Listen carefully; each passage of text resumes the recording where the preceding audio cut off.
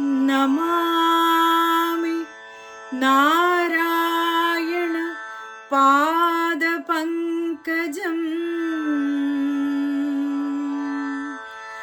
കരോമി നാരായണ പൂജനം സദാ വദാമി നാരായണ നാമനിർമ്മലം സ്മരാമി നാരായണ തത്വമവ്യയം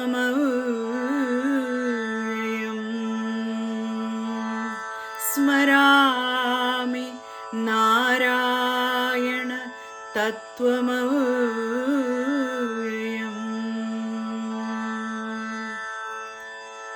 നാരായണ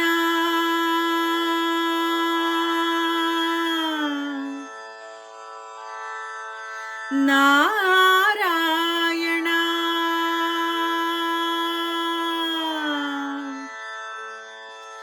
നാരായണ നമ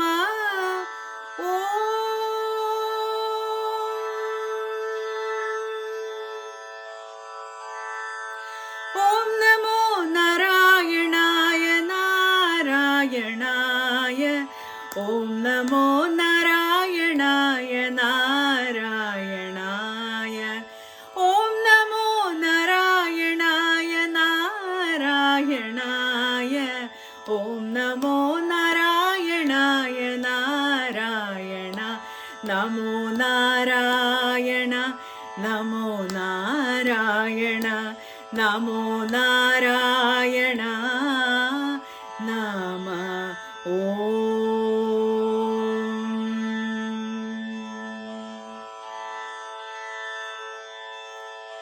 പ്രണാമം. നമ്മളിന്ന് വിഭൂതി യോഗത്തിലെ 37ാമത്തെ ശ്ലോകമാണ് ചൊല്ലുന്നത്. വൃഷ്ണീനാം വാസുദേവോസ്മി പാണ്ഡവാനാം ധനഞ്ജയ മുനീനാമപ്യഹം വ്യാസ കവീനാമുശനാ കവി വൃഷ്ണീനാം വാസുദേവോസ്മി പാണ്ഡവാനാം ധനഞ്ജയ മുനീനാമപ്യഹം വ്യാസ കവീനാമുശനാ കവി. ഈ ശ്ലോകത്തിൽ മഹാവാക്യങ്ങൾ പാക്ഡാക്കി വെച്ചിരിക്കുകയാണ്. ഈ ശ്ലോകത്തിൽ ആദ്യത്തെ മഹാവാക്യം അഹം ബ്രഹ്മാസ്മി എന്നുള്ളതാണ്. അപ്പോൾ ഇവിടെ ഭഗവാന്റെ അടുത്ത് അർജുനൻ ചോദിക്കുന്ന ചോദ്യം സിമ്പിളായിട്ട് പറഞ്ഞു കഴിഞ്ഞാൽ ഇതാണ്: എങ്ങനെയാണ് ഭഗവാനെ അവിടുത്തെ എല്ലാറ്റിലും കാണാൻ പറ്റുക?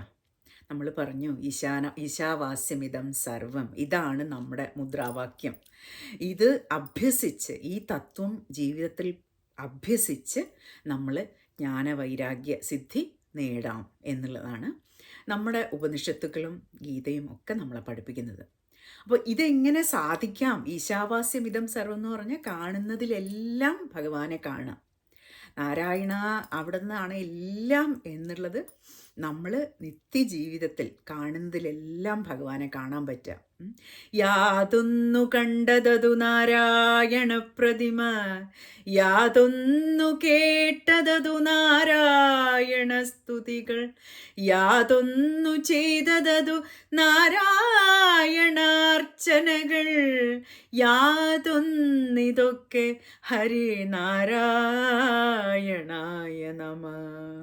ഇങ്ങനെ ആചാര്യൻ തുഞ്ചത്താചാര്യൻ നമുക്ക് വേണ്ടിയിട്ട് പാടി വച്ചിരിക്കുന്നു. ഇത് മാത്രം മതി നമ്മൾ അദ്വൈതം ജീവിതത്തിൽ അഭ്യസിക്കാൻ. ഈ ഒരു ശ്ലോകം നമ്മൾ എപ്പോഴും അതൊന്നിങ്ങനെ മൂളിപ്പാട്ട് പോലെ പാടി മനസ്സിൽ പാടിക്കൊണ്ട് നടക്കുക ഇല്ല. അപ്പോൾ രാഗദ്വേഷങ്ങളൊന്നും മനസ്സിനെ ബാധിക്കാതെ നമുക്ക് എവിടെയും ഭഗവാനെ കാണാൻ കഴിയും. അപ്പോൾ ഈ ഒരു ഭാഗം ഇങ്ങനെ എല്ലായിടത്തും ഭഗവാനെ കാണാൻ എങ്ങനെ സാധിക്കും എന്ന് നമ്മുടെ ഓരോരുത്തരുടെയും ചോദ്യമാണ്. ഈ പാത്തിൽ നമ്മൾ മുന്നോട്ട് പോകുമ്പോൾ എല്ലാവർക്കും ചോദിക്കും. എനിക്ക് ഓർമ്മയുണ്ട് തുടക്കത്തിലൊക്കെ ഇങ്ങനെ ഭഗവാൻ പറയാണ്, ഞാൻ അജ്ഞനാണ്, ജനിക്കാത്തവനാണ് എന്ന് ഭഗവാൻ അർജുനോട് പറയാണ്.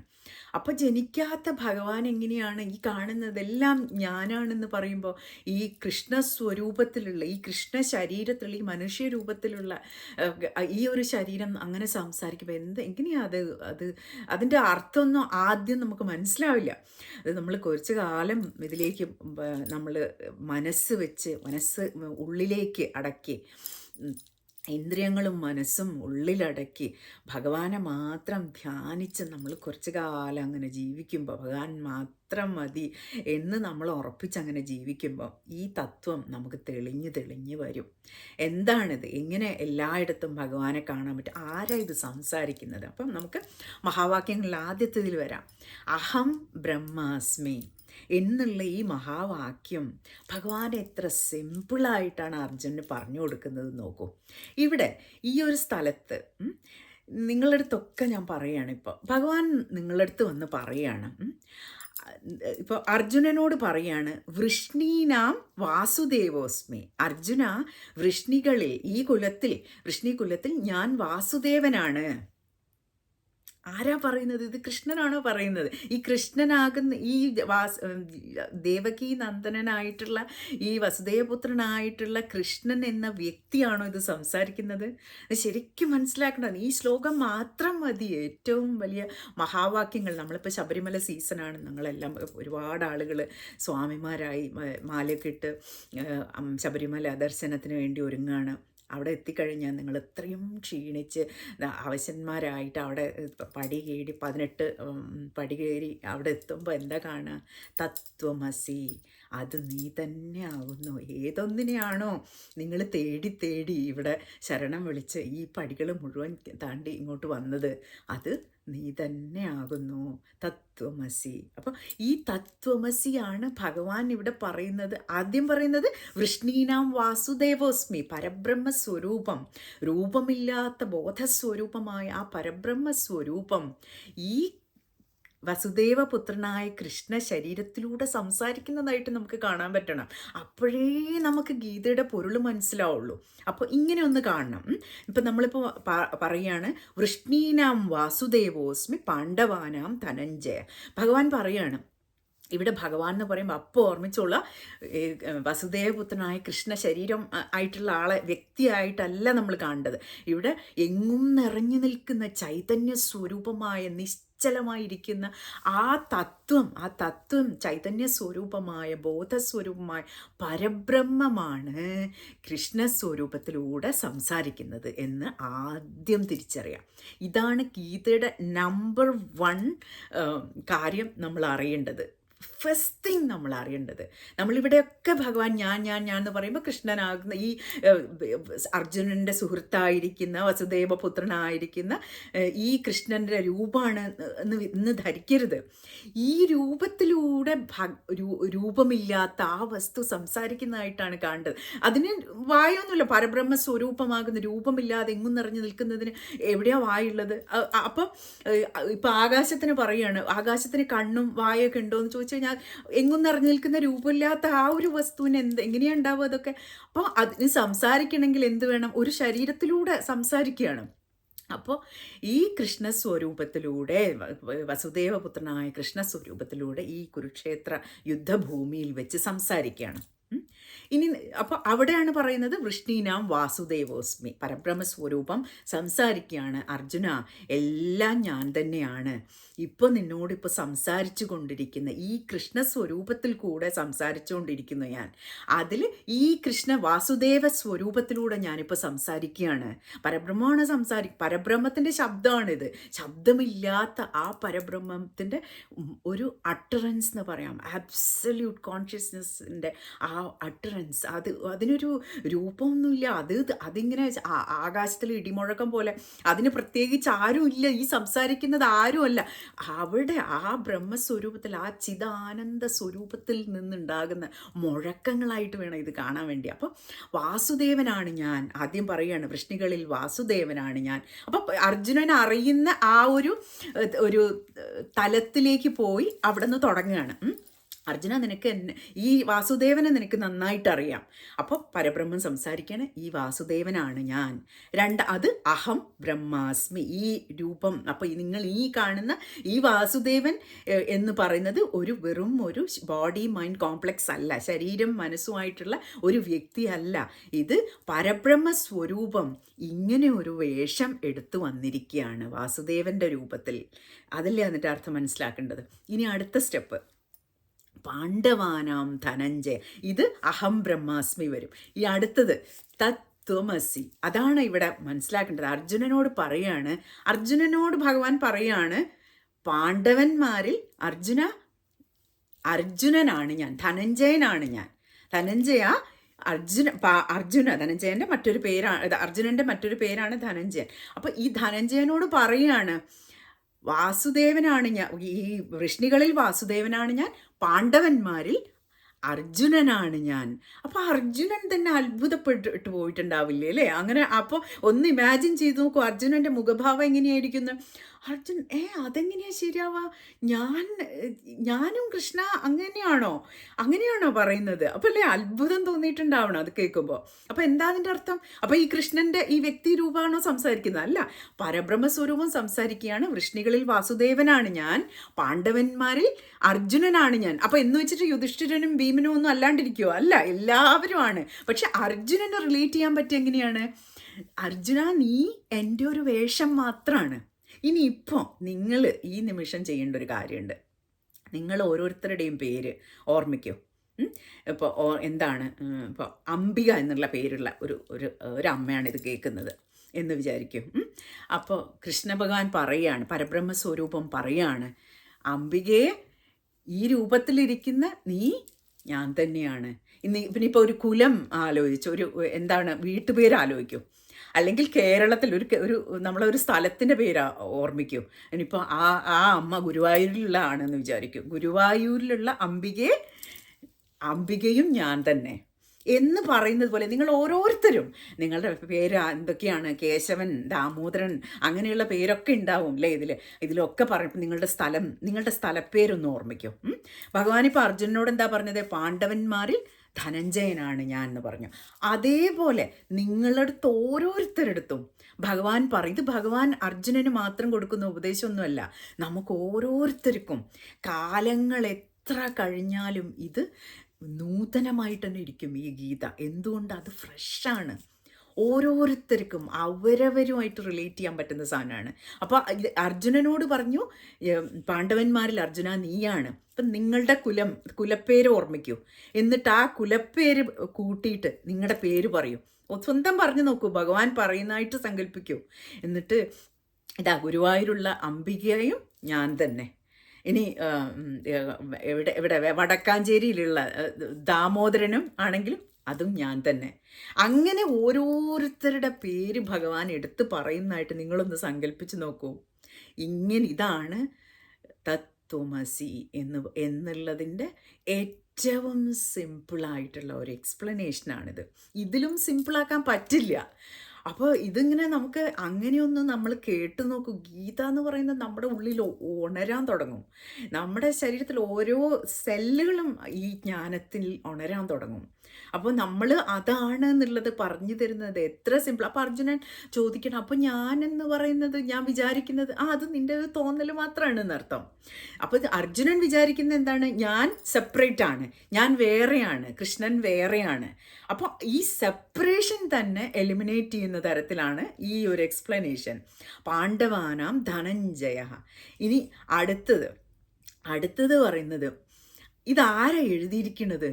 ഈ മഹാഭാരതം എന്ന ആ ഗ്രന്ഥത്തിൻ്റെ ഒരു ഭാഗം മാത്രമാണ് ഭഗവത്ഗീത. അപ്പോൾ ഈ മഹാഭാരതം എഴുതിയിരിക്കുന്നതാണ് ആരാണ്? വ്യാസഭഗവാൻ അല്ലേ? വ്യാസഭഗവാനാണ് എഴുതിയിരിക്കുന്നത്. അദ്ദേഹം അഹം ബ്രഹ്മാസ്മി എന്നുള്ള കാര്യം സാക്ഷാത്കരിച്ച ആളാണ്. അതാണ് അടുത്ത വരിയിൽ പറയുന്നത്. അപ്പോൾ എഴുതിയിരിക്കുന്ന ആൾ തന്നെ പറയാണ്, ഭഗവാൻ പറയാണ്, വ്യാസനും ഞാൻ തന്നെ. അപ്പോൾ എന്തൊരു ബ്യൂട്ടിഫുൾ ആയിട്ടുള്ള ഒരു എല്ലാം കൂടി ഒരു അലൈൻമെൻറ്റാണ് ഇവിടെ വന്നിരിക്കുന്നത്. നോക്കൂ, മുനീനാമപ്യഹം വ്യാസ. അപ്പോൾ ഇവിടെ വ്യാസഭഗവാനാണ് മഹാഭാരതം എഴുതിയിരിക്കുന്നത്. അപ്പോൾ അതിൽ ഭഗവത്ഗീത ഈ ഭഗവാൻ ഇങ്ങനെ പറഞ്ഞു എന്നൊക്കെ എഴുതി വെച്ചിരിക്കുന്ന ആരാണ്? വ്യാസഭഗവാനാണ് എഴുതിയിരിക്കുന്നത്. അപ്പോൾ അദ്ദേഹം സാക്ഷാത്കരിച്ച ആളാണ്, ഭഗവാൻ സ്വരൂപ സാക്ഷാത്കാരം ഉണ്ടായിട്ടുള്ള ആളാണ്. അതുകൊണ്ട് അദ്ദേഹത്തിന് അത് പറയാം. ഭഗവാൻ പറയാണ്, വ്യാസനും അത് തന്നെ. അത് അറിഞ്ഞ ആൾക്ക് മാത്രമേ അത് പറയാൻ പറ്റുള്ളൂ അല്ലേ? അല്ലാത്തടത്തോളം എന്ത് വിചാരിക്കും? അജ്ഞാനത്തിലാണ്. ഞാൻ വേറെ, ഭഗവാൻ വേറെ, എനിക്ക് എന്തൊക്കെയോ കാര്യങ്ങൾ ചെയ്തിട്ട് വേണം ഭഗവാനെ പ്രാപിക്കാൻ എന്ന് പറയാണ്. ഇത് ശരിക്കും ഡയറക്റ്റായിട്ട് പറയാണ്, ഡയറക്റ്റ് പാത്തിലാണ് ഇത് പറയുന്നത്. അദ്വൈതം അതിൻ്റെ മുകളിൽ ഒരു വെച്ചുകെട്ടലും ഇല്ലാതെ പറയാണ്. അർജുന, നീ വിചാരിക്കുന്നു നീ സെപ്പറേറ്റ് ആണെന്നാണ്. അതല്ല സത്യം. ഞാനും നീയും ഒരു വ്യത്യാസവും ഇല്ല. ഞാനാകുന്ന പരബ്രഹ്മത്തിൻ്റെ ഒരു ചെറിയ വേഷം മാത്രമാണ് നീ. അപ്പോൾ അതേ കാര്യമാണ് വ്യാസഭഗവാൻ അടുത്ത വരിയിലും പറയുന്നത്. ഈ അർജുന, ഈ വ്യാസൻ എന്ന് പറഞ്ഞിട്ടുള്ള ആള്, ഇത് എഴുതിയിരിക്കുന്ന ഗ്രന്ഥകർത്താവ് തന്നെ പറയാണ്, ഈ വ്യാസൻ എന്ന് പറയുന്നതും എൻ്റെ വേഷമാണ്. അതുപോലെ വാസുദേവൻ എന്ന് പറയുന്നതും എൻ്റെ വേഷമാണ്. അപ്പോൾ എന്തൊക്കെ പറഞ്ഞു? വാസുദേവൻ എന്ന് പറയുന്ന വസുദേവപുത്രനായിട്ടുള്ള വാസുദേവൻ എന്ന് പറയുന്നത് പരബ്രഹ്മ സ്വരൂപത്തിൻ്റെ ഒരു ചെറിയ വേഷമാണ്. അതുപോലെ അർജുനൻ, പാണ്ഡവന്മാരിൽ അർജുനൻ എന്ന് പറയുന്നത് എൻ്റെ ഒരു ചെറിയ വേഷമാണ്.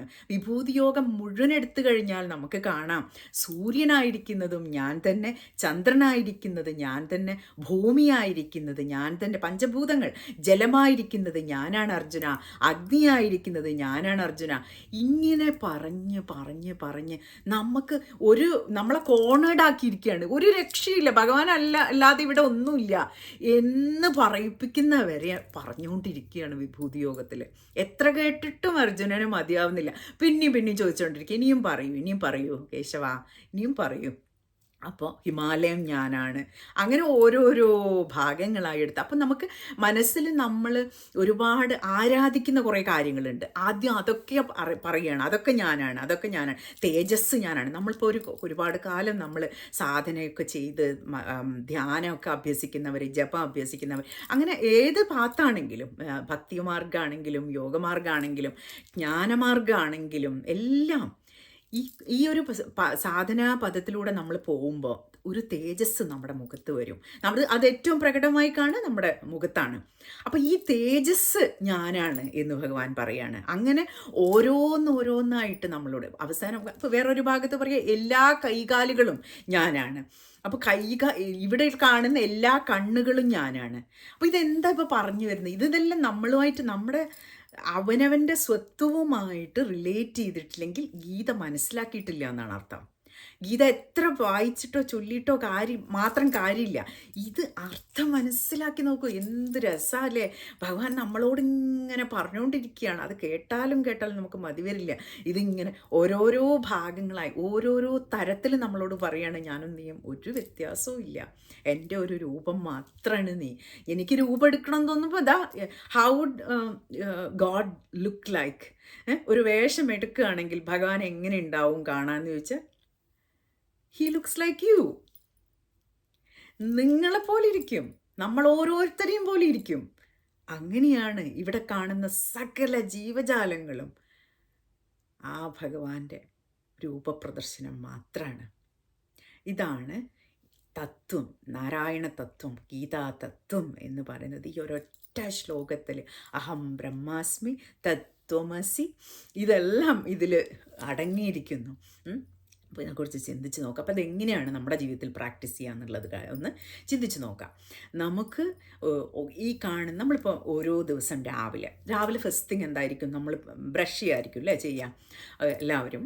അപ്പോൾ ആ പല്ല് തേക്കാൻ നമ്മൾ ടൂത്ത് ബ്രഷ് എടുക്കുന്ന ആ ഒരു സമയത്ത് എടുക്കുന്ന ടൂത്ത് ബ്രഷ് അതും ഭഗവാൻ തന്നെ, ടൂത്ത് പേസ്റ്റും ഭഗവാൻ തന്നെ, കണ്ണാടി കാണും, കണ്ണാടിയും ഭഗവാൻ തന്നെ, എല്ലാം നമ്മൾക്ക് ബാത്റൂമിൻ്റെ കണ്ണാടി കാണും അതും ഭഗവാൻ, ബാത്റൂമാണ് അതും ഭഗവാൻ തന്നെ.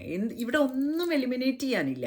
നല്ലത് ചീത്ത ഇതൊക്കെ മനസ്സിൻ്റെ വെറും ലേബലിംഗ് ആണെന്ന് മനസ്സിലാക്കുക. അപ്പോൾ എല്ലാം ഭഗവാൻ തന്നെ. അപ്പോൾ വീടും ഭഗവാൻ തന്നെ. ഇനിയിപ്പോൾ ഒരു കാറിൽ നിങ്ങൾ പോവുകയാണെങ്കിൽ ജോലി സ്ഥലത്ത് പോകണം അതും ഭഗവാൻ തന്നെ.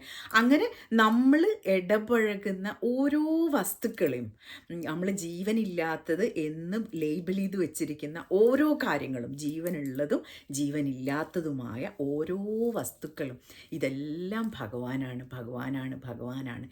ഇങ്ങനെ ഉറപ്പിച്ച് നമ്മൾ മുന്നോട്ട് പോകുമ്പോൾ പിന്നെ അറിയാതെ ഇങ്ങനെ അത് നമുക്കുള്ളിൽ വരും, ഇത് ഭഗവാനാണ്. പിന്നെ ഒരു സംശയം വരുന്നേ ഇല്ല. അപ്പോൾ നമുക്ക് മനസ്സിൽ പ്രത്യേകിച്ചൊരു രാഗദ്വേഷം തോന്നില്ല. ഈ രാഗദ്വേഷമാണ് നമുക്ക് നമ്മുടെ ഉള്ളിലുള്ള ദൈവികത തിരിച്ചറിയാൻ പറ്റാത്തത്. ഒറ്റ അജ്ഞാനം എന്ന് പറയുന്ന ഇതാണ്.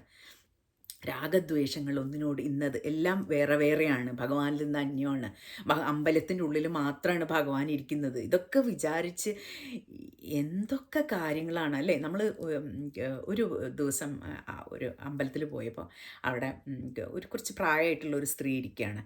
അപ്പോൾ അവർക്ക് നല്ല കാൽമുട്ട് വേദനയുള്ള അവരാണ്, കുറച്ച് പ്രായമായിട്ടുള്ളവരാണ്. അവരൊന്നിങ്ങനെ കാലിങ്ങനെ നീട്ടി വെച്ചിട്ട് ഇരുന്നിട്ട് അവർ നല്ല ഇതായിട്ട് ജപിക്കുകയാണ്, ഭക്തിയോടുകൂടി ജപിക്കുകയാണ്.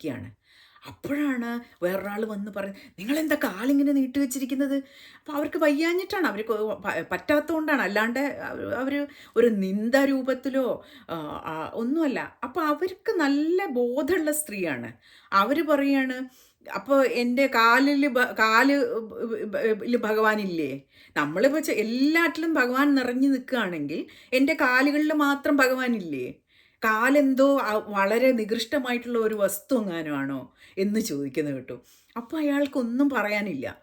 അപ്പോൾ ഇങ്ങനെ പല അന്ധവിശ്വാസങ്ങളും കാര്യങ്ങളും നമ്മൾ സങ്കല്പിച്ചുണ്ടാക്കിയിട്ട് ഭഗവാനെ മാറ്റി നിർത്തായി. നമ്മൾ ഒരു സ്ഥലത്തും ഭഗവാനെ മാറ്റി നിർത്തല്ലേ, എല്ലാറ്റിലും ഇൻക്ലൂഡ് ചെയ്യും, ഭഗവാനാണ് എല്ലാം എന്ന് ഉറപ്പിച്ച് മുന്നോട്ട് പോകുന്ന ഈ ഉറപ്പിക്കലാണ് വ്യവസായാത്മിക ബുദ്ധിരേഖേഹ കുരുനന്ദന എന്ന് ഭഗവാൻ പറയുന്നത്. അപ്പോൾ ഇങ്ങനെ ലക്ഷ്യം ഉറപ്പിച്ച് എല്ലാം ഭഗവാനാണെന്ന് എനിക്ക് സാക്ഷാത്കരിക്കണം, എനിക്കറിയണം, എൻ്റെ ഉള്ളിലത്തെ ഭഗവാനെ എനിക്ക് തിരിച്ചറിയണം, എൻ്റെ സ്വരൂപം എനിക്ക് തിരിച്ചറിയണം എന്നാണ് ലക്ഷ്യം. ആ ലക്ഷ്യത്തിലേക്കുള്ള മാർഗം എന്താണ്? അതാണ് ധർമ്മം. അതിലുള്ള ധർമ്മത്തിലേക്കുള്ള ഈ വഴിയാണ് ഈ ഒരു പാത. ഈശാവാസ്യമിതം സർവം എന്ന് കണ്ട് ഈ ജ്ഞാനം കൊണ്ട് നമ്മൾ കഴുകിക്കളയാണ്. ഒരു അഗ്നി ജ്വലിപ്പിക്കുകയാണ് നമ്മളിപ്പോൾ ഈ ഒരു ശ്ലോകം ചൊല്ലി വാസുദേവോസ്മി വൃഷ്ണീനാം വാസുദേവോസ്മി പാണ്ഡവാനാം ധനഞ്ജയ. അപ്പോൾ ഈ പാണ്ഡവന്മാരിൽ അർജുനനാണ് എന്ന് അർജുനനോട് തന്നെ പറയുന്നത്, അത് നമ്മളോട് പറയുന്നതായിട്ട് നമ്മൾ സങ്കല്പിച്ചിട്ട് ഒരു അഗ്നി ജ്വലിപ്പിച്ച് അതിലേക്ക് നമ്മൾ ഇത്രയും കാലം നമ്മളെ തന്നെ ജഡ്ജ് ചെയ്തതും അല്ലെങ്കിൽ മറ്റുള്ളവരെ ജഡ്ജ് ചെയ്തതും ഇതെല്ലാം ഈ അഗ്നിയിലേക്ക് ഒന്ന് സമർപ്പിച്ച് നോക്കൂ. ഓരോന്നോരോന്ന് മനസ്സിൻ്റെ രാഗദ്വേഷങ്ങളെല്ലാം ഓരോന്നായി എടുത്ത് ഈ അഗ്നിയിലേക്ക് സമർപ്പിക്കുക. എല്ലാം ഭഗവാനാണ്. ഇതാണ് ജ്ഞാനാഗ്നി. ഈ ജ്ഞാനാഗ്നിയിൽ എല്ലാ കർമ്മങ്ങളും ശമിക്കുമെന്നാണ് ഭഗവാൻ പറയുന്നത്. അപ്പോൾ അതിനെല്ലാവർക്കും സാധിക്കട്ടെ. അപ്പോൾ ഈ ശ്ലോകം ഇന്നത്തെ ഈ ശ്ലോകം ശരിക്കും വായിച്ച് നോക്കിയിട്ട് അത് ഇരുന്നൊന്ന് ധ്യാനിക്കൂ. നിങ്ങൾക്ക് വേണ്ട കാര്യങ്ങൾ ഭഗവാൻ ഉള്ളിൽ തോന്നിപ്പിച്ച് തരും. അപ്പോൾ ഇങ്ങനെ ഈ ശ്ലോകം ഞാനിത് പെട്ടെന്ന് അങ്ങനെ ഗീതാ ധ്യാനം ചെയ്യുന്നൊരു സ്വഭാവമുണ്ട്. അപ്പോൾ ഇങ്ങനെ ശ്ലോകങ്ങൾ ഇങ്ങനെ പാരായണം ഇങ്ങനെ കേട്ടുകൊണ്ടിരിക്കുമ്പോൾ ഈ ശ്ലോകം കേട്ടപ്പോൾ അവിടെ നിർത്തിയിട്ട് ഇങ്ങനെ ധ്യാനിക്കുകയാണ്. ആദ്യം മനസ്സിൽ വന്നത് തത്വമസി എന്നുള്ള വാക്കാണ്. അപ്പോൾ ഇങ്ങനെ നമ്മൾക്ക് മനസ്സിലാകുന്ന രീതിയിൽ ഇതിൽ എവിടെയും പറഞ്ഞിട്ടില്ല. നമ്മൾ ഈ ശ്ലോകത്തിൻ്റെ എക്സ്പ്ലനേഷനിൽ എൻ്റെ കയ്യിലുള്ള ഗീത പുസ്തകം ആ പുസ്തകത്തിലൊന്നും അത് പറഞ്ഞിട്ടില്ല. പക്ഷെ നമ്മുടെ ഉള്ളിൽ നിന്ന് വരുന്നതാണ്. അതാണ് സ്വഭാവജ്ഞാനം എന്ന് പറയുന്നത്. നമുക്കങ്ങനെ വന്നു തുടങ്ങും. നമ്മളിങ്ങനെ ഇരുന്ന് ഈ ഗീതയിൽ ഇങ്ങനെ നമ്മൾ ധ്യാനിച്ചുകൊണ്ടിരിക്കും. അങ്ങനെ വേറൊരു അനുഭവം പറയുന്നത് കേട്ടിട്ടുണ്ട്. നമ്മുടെ മദർ തെരേസ അവരിങ്ങനെ ബൈബിൾ വെച്ചിട്ടിങ്ങനെ കുറച്ച് വായിച്ച് എല്ലാ ദിവസവും ചെയ്യുമായിരുന്നു അതെന്ന്. അപ്പോൾ ഇങ്ങനെ ധ്യാനം അവരിങ്ങനെ വെച്ച് കുറച്ച് വേഴ്സസ് വായിച്ച് അവിടെ നിർത്തും. എന്നിട്ട് ഇങ്ങനെ ധ്യാനം ചെയ്യുക. അപ്പോൾ പുതിയ പുതിയ അർത്ഥങ്ങൾ ആരും പറഞ്ഞു തരുമോ കേൾക്കുകയോ ചെയ്യാത്ത പുതിയ പുതിയ കാര്യങ്ങൾ നമ്മുടെ ഉള്ളിൽ നിന്ന് തന്നെ നമുക്ക് ഭഗവാൻ പറഞ്ഞു തരും. അപ്പോൾ അതുപോലെയാണ്. അപ്പോൾ അങ്ങനെ ഒരു പോയിന്റ് ഇപ്പോൾ വന്നപ്പോഴാണ് അത് നിങ്ങൾക്ക് ഷെയർ ചെയ്താൽ നിങ്ങൾക്ക് അത് ഒരുപാട് ഉപകാരപ്രദമാവും എന്നുള്ളത് ഭഗവാൻ തന്നെ പറഞ്ഞു തന്നു. അപ്പോൾ അത് പ്രാക്ടീസ് ചെയ്ത് ഇത് നല്ലോണം കേട്ട് ചിന്തിച്ച് നോക്കുക. അപ്പം പലതും ഞാൻ ഭഗവാന്റെ വേഷമാണോ? തീർച്ചയായും അതെ. നിങ്ങൾ ഭഗവാന്റെ വേഷമല്ലെന്ന് നിങ്ങൾ നിഷേധിക്കുകയാണെങ്കിൽ അതിൻ്റെ അർത്ഥം നിങ്ങൾ ഭഗവാന്റെ സർവ്വവ്യാപിത്വം നിഷേധിക്കലാണ് അല്ലേ? അപ്പം നാസ്തികന്മാരാണോ? അല്ലല്ലോ. നമ്മളൊക്കെ ഭക്തന്മാരല്ലേ. ഭക്തന്മാരെന്ന് പറയുന്നത് നമുക്ക് ഒരിക്കലും നിഷേധിക്കരുത്. എല്ലാം ഭഗവാനാണെങ്കിൽ ഇതാ ഈ വേഷവും ഭഗവാൻ തന്നെ. ഇതാ നിങ്ങൾ കണ്ടുകൊണ്ടിരിക്കുന്ന ആ കണ്ണുകളും എല്ലാം ഭഗവാൻ തന്നെ. വേറൊരു ബ്യൂട്ടിഫുൾ ആയിട്ടുള്ള ഇതിനുള്ള ഒരു ഉദാഹരണം റൂമിയുടെ ഇതിൽ പറയാം, പോയംസിൽ കാണാം. നമ്മൾ കണ്ണുകളെ കാണാൻ പറ്റില്ല എന്നുള്ള ഒരു വരിയുണ്ട്. കണ്ണുകൾക്ക് കണ്ണുകളെ കാണാൻ പറ്റില്ല. കണ്ണുകൾ വിചാരിക്കുകയാണ്, ഒരു സെറ്റ് ഓഫ് കണ്ണുകൾ വിചാരിക്കുകയാണ് എൻ്റെ ഷേപ്പ് മറ്റെന്തോ ആണ്, ഒരു മൂക്കിൻ്റെ ഷേപ്പ് അങ്ങനാണെന്ന് വിചാരിക്കൂ. അങ്ങനെയുള്ള ഒരു രൂപമാണ് എൻ്റെത് എന്ന് ധരിച്ചിട്ട് കണ്ണുകൾ ഇങ്ങനെ നോക്കുകയാണ്. എവിടെയോ കാണാൻ പറ്റും. കണ്ണുകൾക്ക് സ്വന്തം കണ്ണുകളെ കാണാൻ പറ്റില്ല അല്ലേ? ഈ കണ്ണുകൾക്ക് എല്ലാം നിങ്ങളൊക്കെ കാണാൻ പറ്റും. എല്ലാം എൻ്റെ ചുറ്റുള്ളതെല്ലാം കാണാൻ പറ്റും. പക്ഷെ എൻ്റെ കണ്ണുകൾക്ക് എൻ്റെ കണ്ണുകളെ തന്നെ കാണാൻ പറ്റില്ല. അതുപോലെയാണ് നമ്മൾ തേടിക്കൊണ്ടിരിക്കുകയാണ്. ഇവിടെ ഒരു മുജിബാബ എന്ന് പറയുന്ന ഒരു ഗുരുവുണ്ട്. രമണ മഹർഷിയുടെ ഡയറക്റ്റ് ഡിസൈപ്പിളായിട്ടുള്ള പാപ്പാജിയുടെ ശിഷ്യനാണ്. അപ്പോൾ മുജിബാബയുടെ അടുത്ത് പോയി ഒരു ശിഷ്യൻ പറഞ്ഞു, മുജിബാബ എനിക്ക് എല്ലാം അങ്ങ് പറയുന്നതൊക്കെ മനസ്സിലാവുന്നുണ്ട്, ഞാൻ ആ ഒരു സ്വരൂപ ജ്ഞാനനിഷ്ഠയിൽ ജീവിക്കണം എന്നുള്ളതൊക്കെ മനസ്സിലാവുന്നുണ്ട്. പക്ഷെ മനസ്സിങ്ങനെ കളിച്ചുകൊണ്ടിരിക്കുമ്പോൾ ഞാനിങ്ങനെ ധ്യാനിച്ച് ഇങ്ങനെ ശ്രമിച്ചുകൊണ്ടിരിക്കുകയാണെന്നൊക്കെ ഇങ്ങനെ പറയാണ്. അപ്പോൾ മുജിബാബ ഇങ്ങനെ കുറച്ച് സമയം ഇങ്ങനെ നോക്കിയിട്ട് പറയാണ്, നിങ്ങൾ ഉത്തരം തേടി എവിടെയൊക്കെയോ നോക്കുകയാണ്. ഈ ചോദ്യത്തിന് who are you, who am I എന്നുള്ള ചോദ്യത്തിന് ഉത്തരം തേടി നിങ്ങൾ എവിടെയൊക്കെയോ നോക്കണോ. മനസ്സുകൊണ്ട് എങ്ങനെ കളിക്കുന്നു, ഞാൻ ധ്യാനിച്ച് ഇങ്ങനെ ചെയ്യുന്നു, അങ്ങനെ ചെയ്യുന്നു, പക്ഷേ എനിക്കതിലങ്ങ് നിൽക്കാൻ പറ്റുന്നില്ല. ഉത്തരം വേറെ എവിടെയൊക്കെയോ തേടുകയാണ്. But I am seeing you as the answer. നിങ്ങൾ ഉത്തരം എവിടെയൊക്കെയോ തേടാണ്, ഞാൻ നിങ്ങളെയാണ് ഉത്തരമായിട്ട് കാണുന്നത്. ഈ ഉത്തരം തേടി നടക്കുകയാണ്. ഇതിപ്പോൾ കണ്ണുകൾ കൊണ്ട് കണ്ണുകളെ കാണാൻ പറ്റില്ല എന്ന് പറയുന്നത് പോലെ ഉത്തരം തേടി നടക്കുകയാണ്, ചോദ്യമല്ല.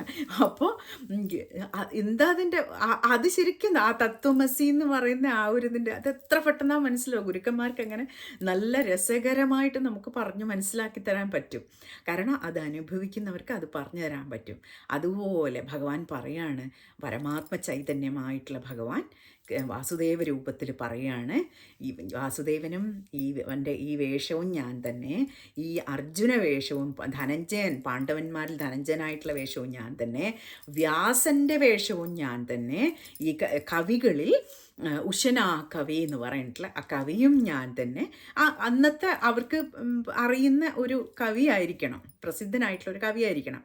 അപ്പോൾ ഇങ്ങനെ ഓരോരുത്തരെയും പറയുമ്പോൾ ഭഗവാൻ പറയാണ്, ഇന്ന് ഇപ്പോൾ കണ്ടുകൊണ്ടിരിക്കുന്ന നിങ്ങളുടെ പേര് ഭഗവാൻ പറയാണ്, ഈ വേഷവും ഞാൻ തന്നെ, എന്നെ ഇപ്പം നോക്കിക്കൊണ്ടിരിക്കുന്ന ഈ കണ്ണുകളും ഞാൻ തന്നെ എന്ന് ഭഗവാൻ പറയുന്നു എന്നുള്ളത്. അങ്ങനെ ഒരു അർത്ഥത്തിൽ ഒരു അർത്ഥം മനസ്സിലാക്കിക്കൊണ്ട് ഈ ശ്ലോകം ഒന്നുകൂടെ നിങ്ങൾ വായിച്ച് നോക്കാം. എന്നിട്ട് ഇതിനെ ധ്യാനിച്ച് നോക്കൂ.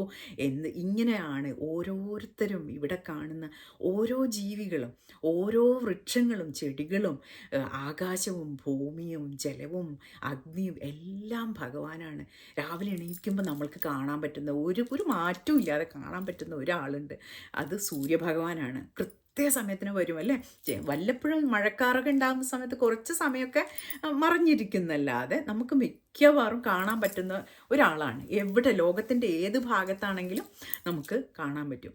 അപ്പോൾ സൂര്യഭഗവാനെ രാവിലെ കാണുമ്പോൾ ഈ ഒരു സ്മരണയോട് കൂടി ഒന്ന് പ്രണമിച്ച് നോക്കൂ. സൂര്യഭഗവാന് ഇത് ശരിക്കും വളരെ പവർഫുള്ളായിട്ട് പ്രാക്ടീസ് ചെയ്യാൻ പറ്റുന്നൊരു കാര്യമാണിത്. ഭഗവാനെ നോക്കുമ്പോൾ, രാവിലെ നോക്കുമ്പോൾ, ഭഗവാനെ അപ്പോൾ ഇതവിടെ തെളിഞ്ഞു നിൽക്കുന്നുണ്ട്. ഭഗവാനെ, പരമാത്മ സ്വരൂപം ദാ ഈ സൂര്യവേഷത്തിൽ ഇരിക്കുന്നു. അങ്ങയ്ക്ക് കോടി കോടി പ്രണാമം. അത് ഈ പ്രണമിക്കുന്ന ആളും ഈ ഒരു വേഷവും ഭഗവാൻ തന്നെ. അങ്ങനെ സർവം ബ്രഹ്മമയം രേ രേ സർവം ബ്രഹ്മമയം. സദാശിവ ബ്രഹ്മേന്ദ്ര പാടിയതുപോലെ ഈ ഒരു ബ്രഹ്മതത്വം, അഹം ബ്രഹ്മാസ്മി എന്ന മഹാവാക്യം, തത്വമസി എന്ന മഹാവാക്യം, ഇതൊക്കെ ഇങ്ങനെയുള്ള വളരെ മഹത്തായ അർത്ഥങ്ങൾ അടങ്ങുന്ന ഈ പൊരുൾ വളരെ സിമ്പിളായി ഭഗവാൻ ഈ ശ്ലോകത്തിൽ പറഞ്ഞിരിക്കണം. അപ്പോൾ എല്ലാവർക്കും സാധിക്കട്ടെ ഈ ഒരു തത്വം അഭ്യസിക്കാൻ. ഓം നമോ നാരായണായ.